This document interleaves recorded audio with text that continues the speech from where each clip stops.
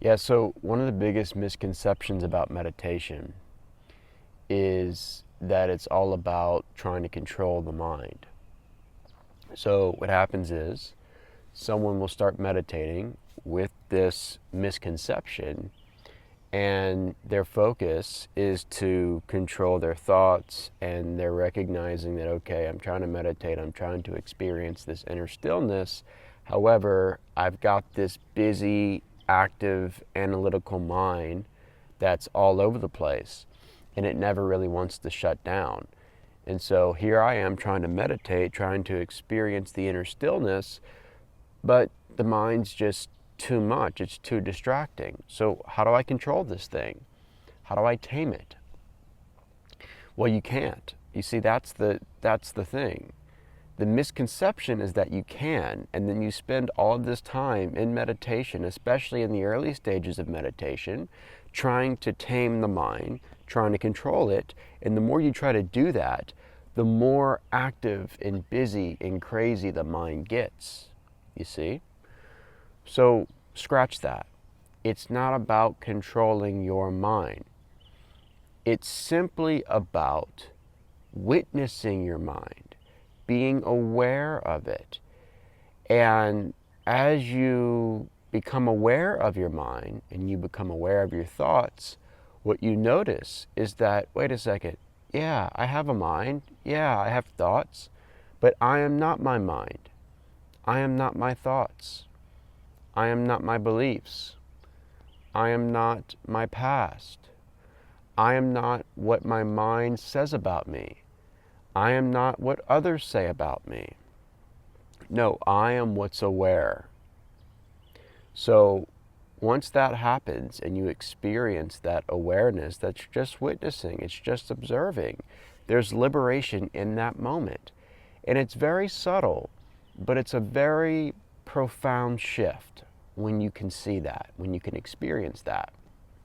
And that's the first step. That's the beginning of meditation. So you sit there, you're meditating, and you're not trying to control anything. You're letting your thoughts do what they do. And what you'll notice about your thoughts is they're moving, they're passing, they're flowing, because thoughts are energy. So in just watching and observing your thoughts, you're allowing them to pass through your awareness, just like leaves would pass down a stream. And the more you do this, the more you witness, the more you just observe, the more, well, let me say this because this is really important.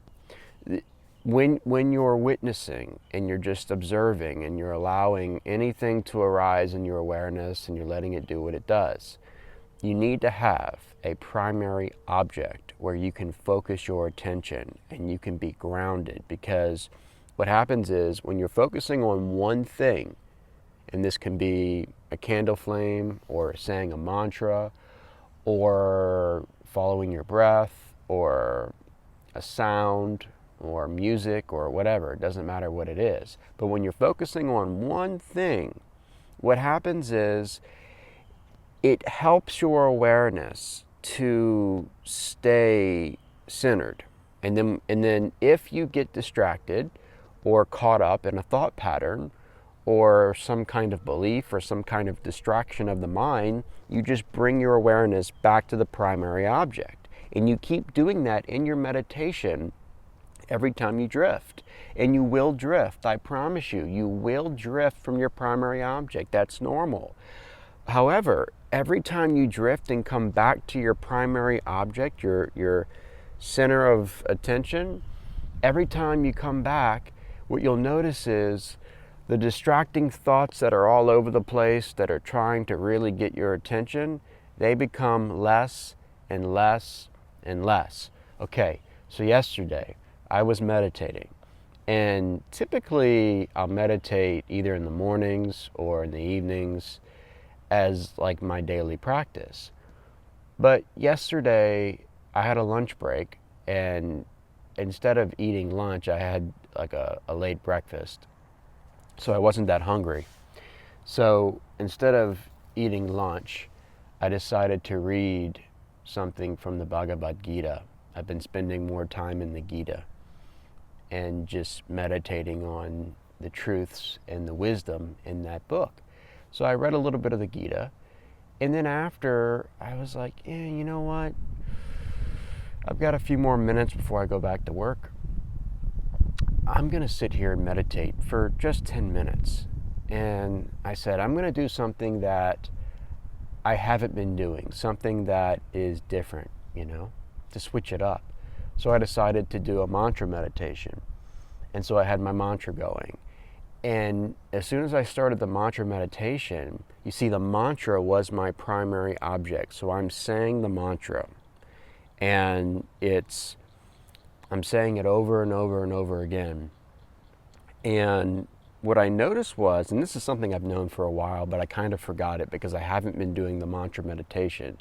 But the mantra meditation is powerful because when you're saying a mantra, especially out loud, it's almost, the mind simultaneously becomes more still and more quiet. Because when you're saying something, especially a mantra in repetition, you can't be all over the place in your mind and distracted, and it's hard for those two things to be happening simultaneously.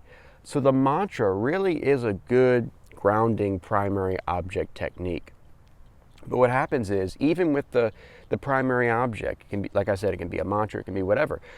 The more you keep returning to it, the more you keep focusing on it, all of a sudden, the self, the witness, starts to observe the you that you think you are that's saying the mantra. And then it's like, you're saying the mantra, but you are not actually saying the mantra. The mantra is just words, and it's just something that's happening, something that you're repeating. But you, as the witness, as awareness, are watching yourself, observing yourself, and then you're not even thinking about saying the mantra. And it's this wave that just keeps going and going and going. And that's when you start to drift, not in a way of distraction, but you drift into deeper meditation. You drift into deeper stillness. And it almost feels like the self, as they say in Hinduism, the true self, the Brahman Atman, it brings you, it pulls you actually into these deeper states of meditation. So that's another major misconception about meditation.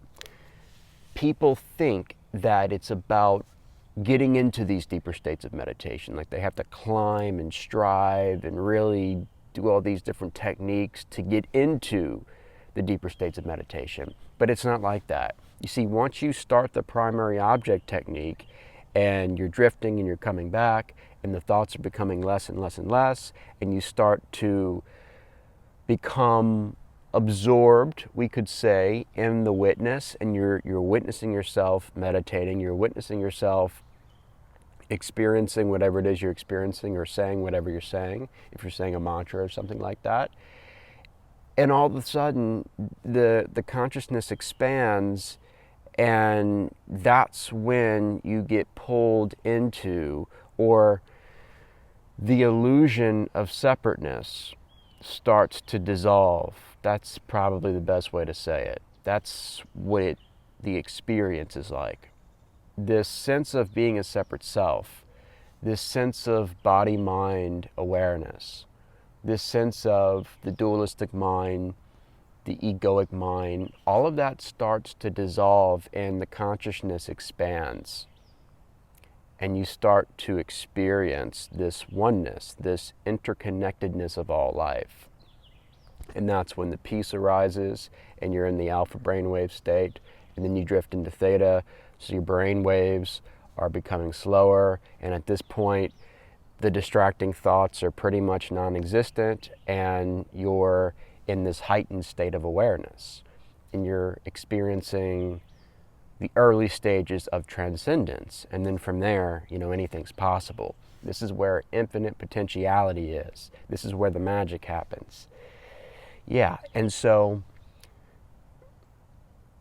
it's a pull in the more you let go of trying to control your mind and trying to control the meditation in and of itself and all the things that the mind wants to control, the more you let go of all of that, the need to control and the attachments, and you surrender to the flow, you surrender to the divine pull, that is when the illusion of separation dissolves and you experience that heightened awareness.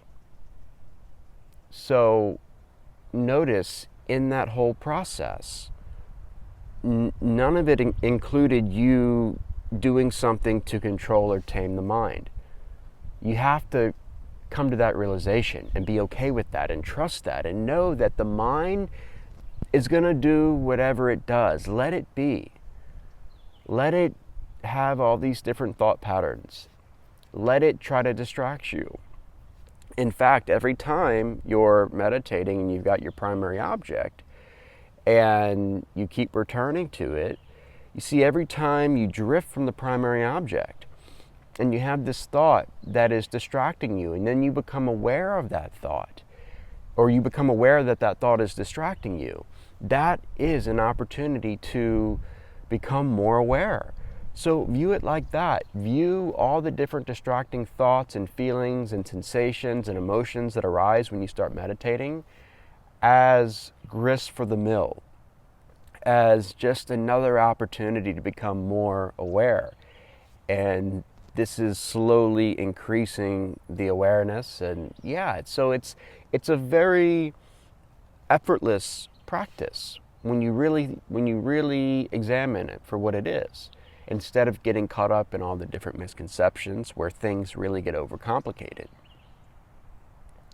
The other thing I say is when you start meditating, and I'm talking about meditation as the practice, not meditation as a lifestyle, which is something that the practice leads into when you understand what's actually going on during the practice. But for as far as the practice goes, what I teach is this. A lot of people, they'll start meditating and maybe they say, oh, I'm going to meditate for 15 or 20 minutes or something like that,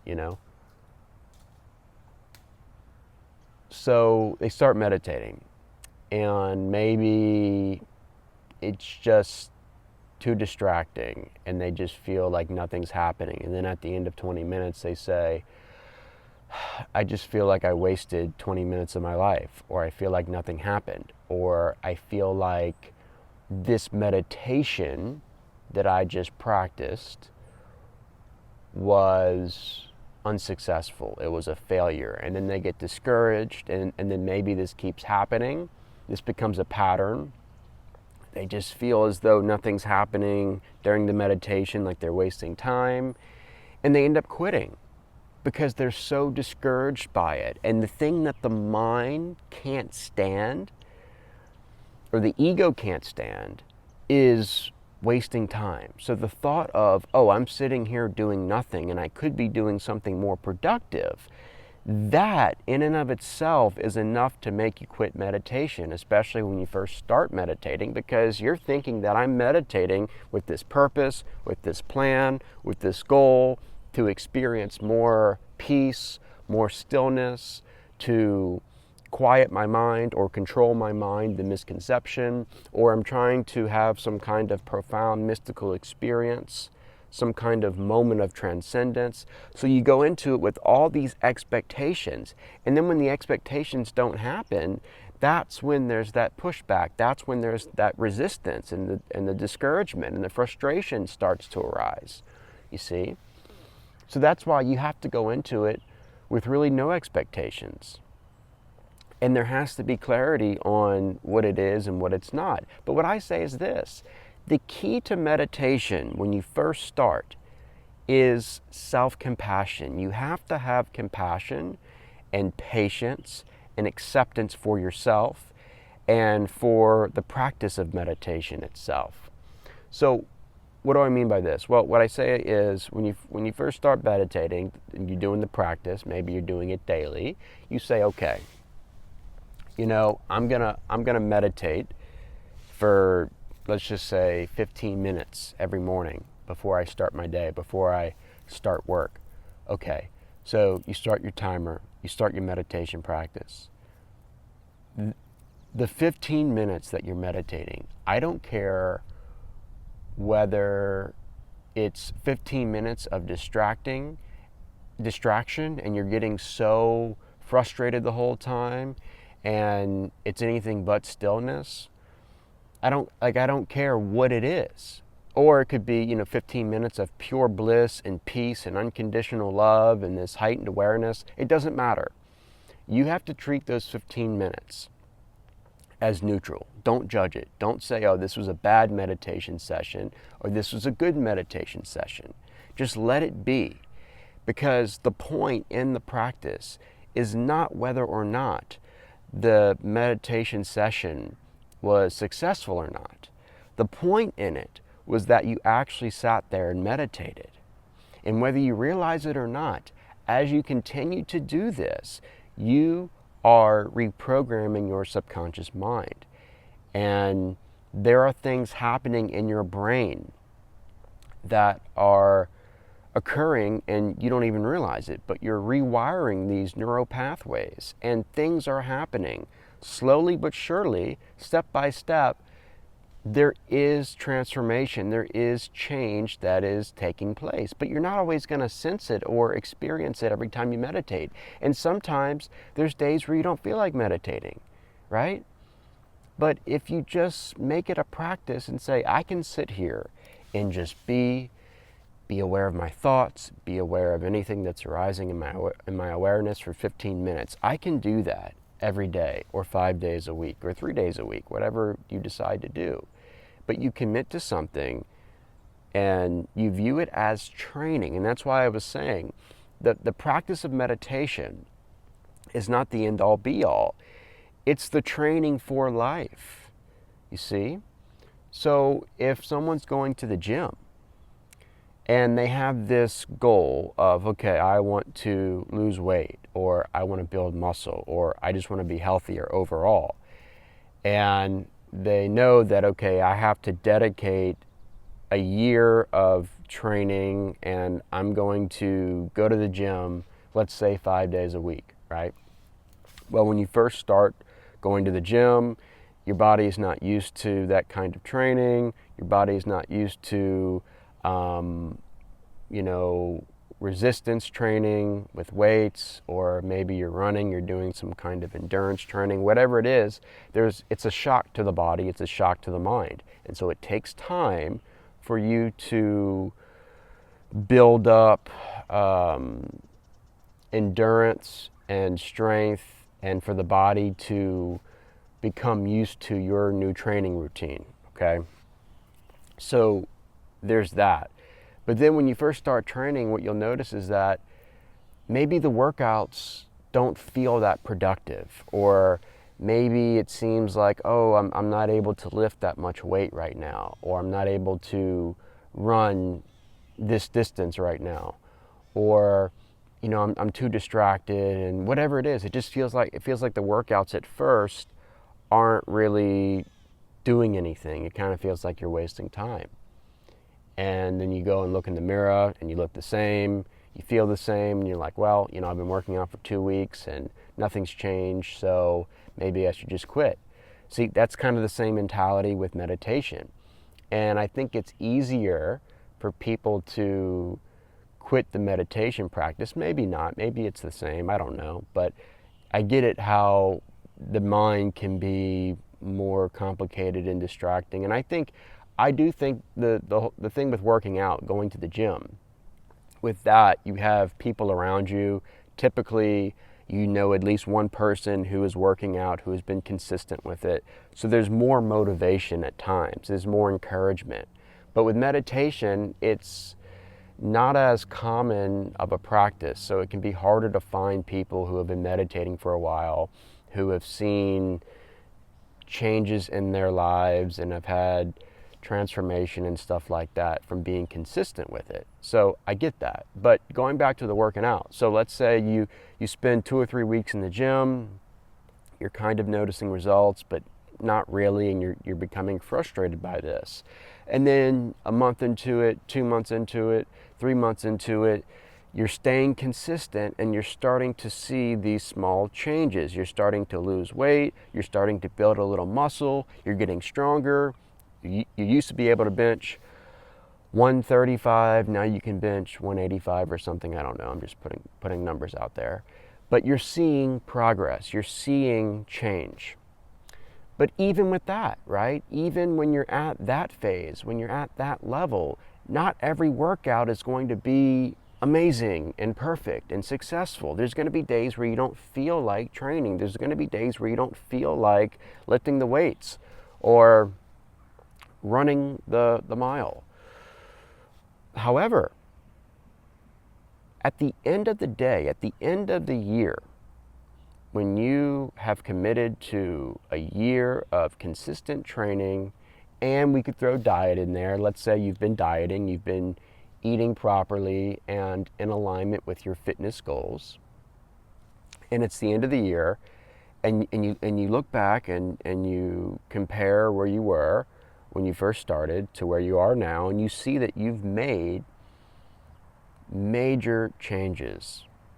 You have put on the muscle, you have lost the weight, and you're a lot stronger and you have more endurance than what you had a year ago. Okay, question.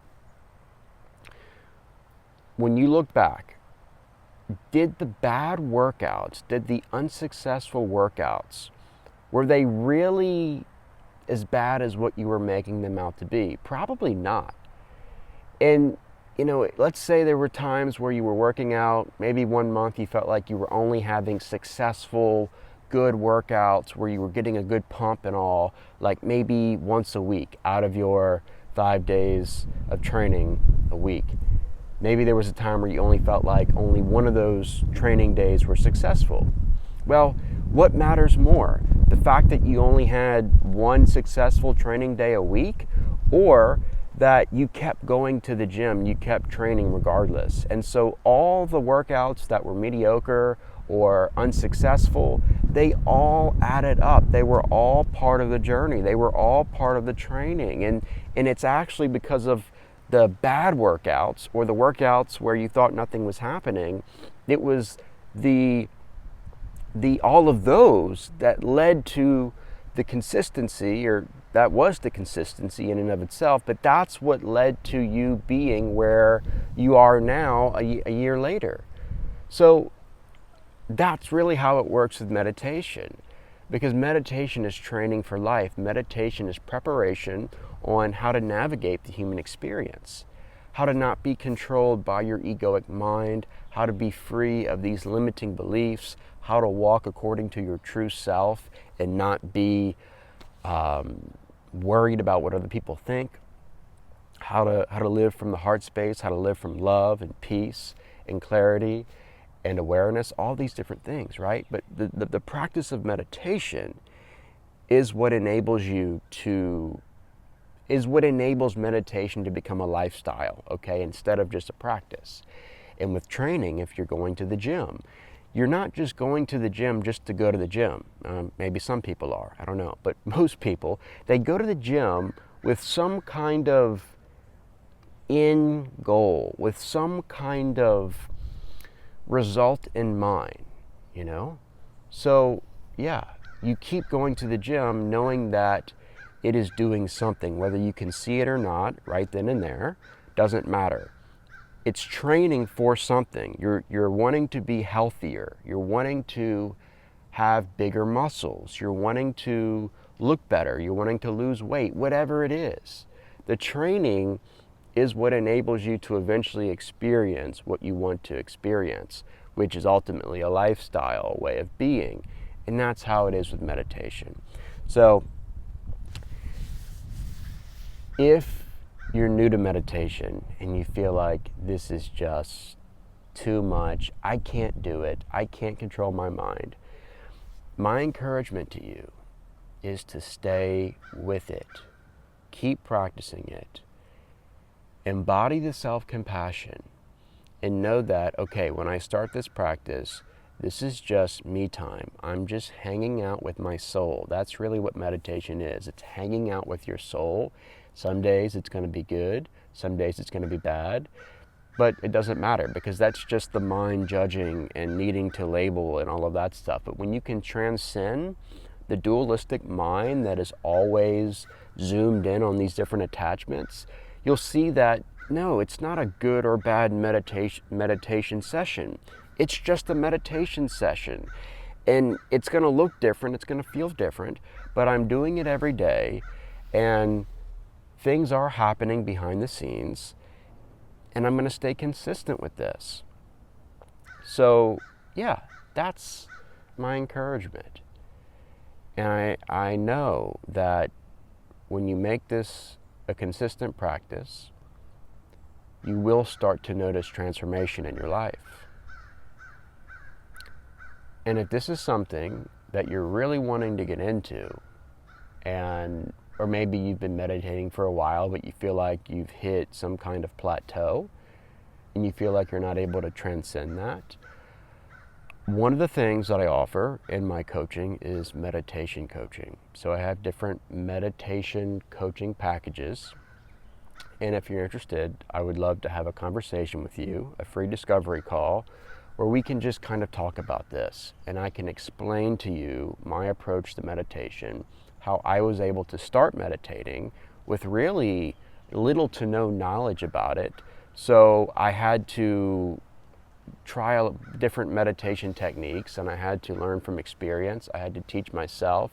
I had to move past these different misconceptions that I had on my own, and it took time, it took patience, but eventually I was able to start meditating, and I was able to start noticing these immense changes and these pretty incredible, I hate to say the word results when we're talking about meditation, because meditation is not about gaining anything, but anyway, that's part of my approach.